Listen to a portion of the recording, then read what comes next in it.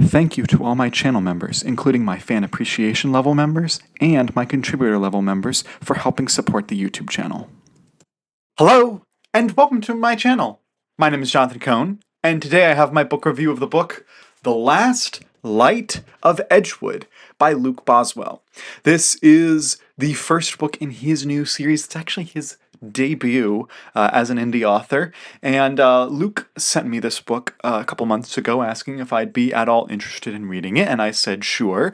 So I threw it on the TBR for this month, and I didn't really know exactly what to make of it. There's not been too many reviews of this book, but I picked it up and I was able to read it all in one day because I just was flying through it. So the basic premise of this book is that in the town of Edgewood, there are these two orphan boys named Esvin and Oren. Esvin is like 15, Oren's like 11. And Esvin is now at the point where he's reaching apprenticeship age.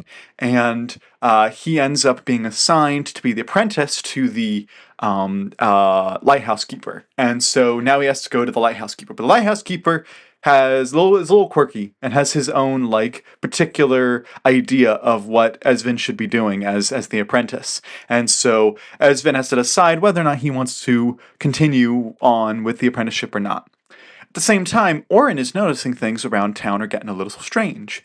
And Oren notices that there are some evil creatures that start entering their town, and doesn't realize that he should actually probably do something about it instead of just sit there and not say anything. And so that's what the basic premise of the book is. It is very what I would call simplistic world building. So it is not world building where, you know, there's like layers to the magic system, where there's layers of history. It is very simple. In fact, the first like 70-ish pages, I was wondering, is this a fantasy novel? Is it more historical fiction? Once you get about 70 pages in, you'll be like, oh, that's how it's turning into a fantasy novel. There are fantastical elements in it, but it's very light fantasy elements, and I actually quite like that because so much today is all about magic system, and it's nice to have a nice little light fantasy novel. Also, the atmosphere of this book, understanding what the town is like, I thought was excellent. The descriptions of what the lighthouse was like, I thought were excellent. I thought that the characters, you know, Esvin and Oren, I really liked following them, but the lighthouse keeper, Wendell Stringfellow, I thought he was so fascinating, such a different type of character. Like, he doesn't have the straight up like Gandalf like wise old character feeling to him, but he's not purely the ornery old man who is won over either. He's like a mix of the two, and that's a really interesting mix. And personally, in my head, I was picturing Philip Baker Hall, who was in things like Modern Family, and he was in Sum of All Fears and stuff. But I was picturing Philip Baker Hall in my head for Wendell Stringfellow. But there's a lot that could picture him as. But I just found that part of the book really interesting. Also, the book is very appropriate. In fact, that I think that the book I think will be most appealing to adults who will enjoy kind of the hearkening feeling of classic fantasy, but at the same time, I think kids can enjoy this as well. I think I would feel appropriate giving this book to my 9-year-old nephew, who is a big reader and loves like boys' adventure fiction. I think that this would, there's like I said, the first 70 pages, a little bit slower, so that might not be the most appealing to him, but once you get about page 70, it really picks up, and I think he will enjoy that part of the book. So like this book worked on a lot of levels.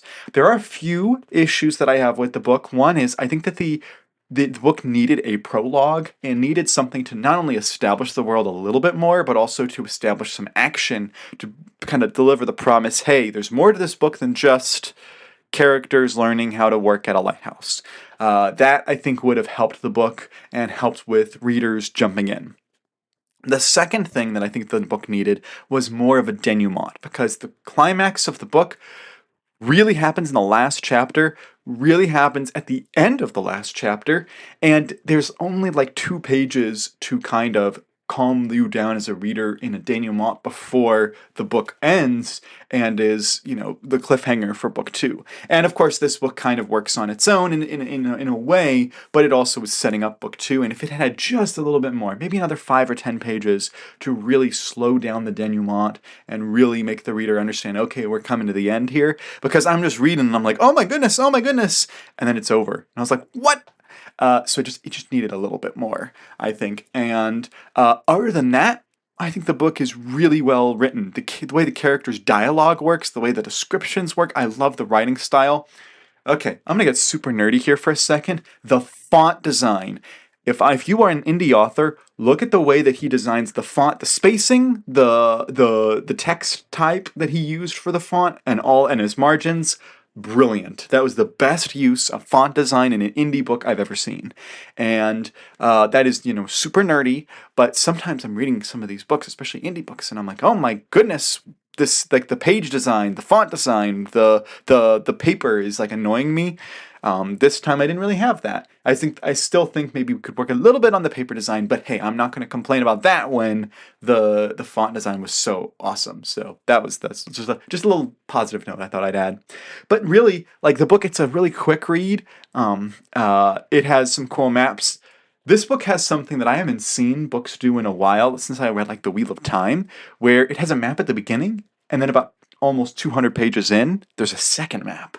And I remember reading, the Wheel of Time books, and reading the first one, Eye of the World, and getting to that point where there's a second map, and I was like, oh, that's so cool! I wonder where they're gonna go from here. And that's how I felt realizing, because I didn't see the second map, because sometimes I flip through the book, see how many chapters are in, or something like that. I did not see that map until I was like a chapter or 2 away from it, and so I was like, wait a second, we have 100 pages left, and we're going to a new map. Ooh. So yeah, that was a delightful realization. I hope that Luke Boswell keeps that up with the sequel. Also, I'd like to point out this cover design. I think this is an excellent cover. It's very simplistic in the way the painting is done, yet it really conveys it well. Let me see who it was. It was Stefano Burro, is, I think, the person who did the cover design. I don't know if that's the person who did the actual, like, painting itself, but that is what it looks like. And then illustrations inside were by Johnny Constable, which I thought were really well done. So there was just so much delightful about this book, and it's really short, and I think that anyone reading it will have a good time with it. It's long enough that it's worth the price, I think, because I think the paperback's like $15. It's worth the price, but it's fast enough that you don't feel like you're jumping into something huge. And I think that just about any age will enjoy this. I think young boys will enjoy it. I think adults will enjoy it. I think that it's one of those books that really can appeal to just about anyone, and I'm really curious to see where it goes in the future. And I'm also curious to see if Luke's planning to add in more world building and magic and stuff as each book goes on, or if he plans to leave all of them this level. So that's my opinion on The Last Light of Edgewood. I would give it like an 8.5 out of 10. Like, if you just added the 2 things I particularly mentioned about it needing a prologue and it needing more of a denouement at the end, if it had had those 2 things, I think that this would have been like a top tier book of the year for me, because it's really good. So I really liked this book, and cannot wait for more. And if you've read this book, let me know your thoughts in the comments section down below. And until next time, I'm Jonathan, and thank you for watching.